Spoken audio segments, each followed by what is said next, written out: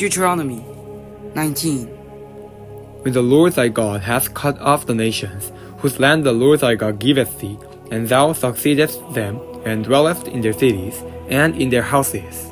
Thou shalt separate 3 cities for thee in the midst of thy land, which the Lord thy God giveth thee to possess it. Thou shalt prepare thee a way, and divide the coasts of thy land, which the Lord thy God giveth thee to inherit, into 3 parts, that every slayer may flee thither. And this is the case of the slayer, which shall flee thither, that he may live, whoso killeth his neighbour ignorantly, whom he has not in time past. And when a man goeth into a wood with his neighbour a hew wood, and his hand fetcheth a stroke with an axe to cut down a tree, and the head slippeth from the helve, and lighteth upon his neighbour, and he die, he shall flee unto one of the cities and live.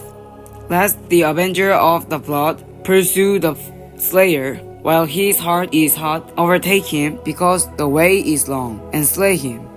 Whereas he was not worthy of death, insomuch, and he hated him not in time past. Wherefore I command thee, saying, Thou shalt separate 3 cities for thee. And if the Lord thy God enlarge thy coasts, and he hath sworn unto thy father, and give thee all the land which he promised to give unto thy fathers. If thou shalt keep all these commandments to them, which I command thee this day, to love the Lord thy God, and to walk ever in his ways, then shalt thou add 3 cities more for thee, beside these 3. That innocent blood be not shed in thy land, which the Lord thy God giveth thee for an inheritance, and so blood be upon thee. But if any man hate his neighbor, and lie in wait for him, and rise up against him, and smite him morally that he die, and fleeth into one of these cities, then the elders of his city shall set and fetch him thence, and deliver him into the hand of the avenger of blood, that he may die. thine eye shall not pity him, but thou shalt put away the guilt of innocent blood from Israel, that it may go well with thee. Thou shalt not remove thy neighbour's landmark, setting thine inheritance, which thou shalt inherit, and the land that the Lord thy God giveth thee to possess it.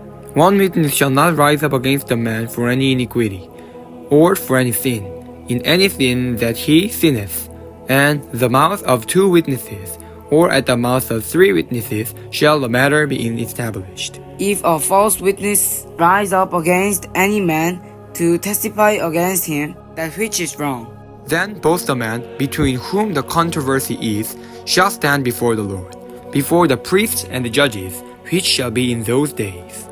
and the judges shall make diligent inquisition, and behold, if the witnesses be a false witness, and has testified false against his brother, then shall he do unto him, and he had thought to have done unto his brother.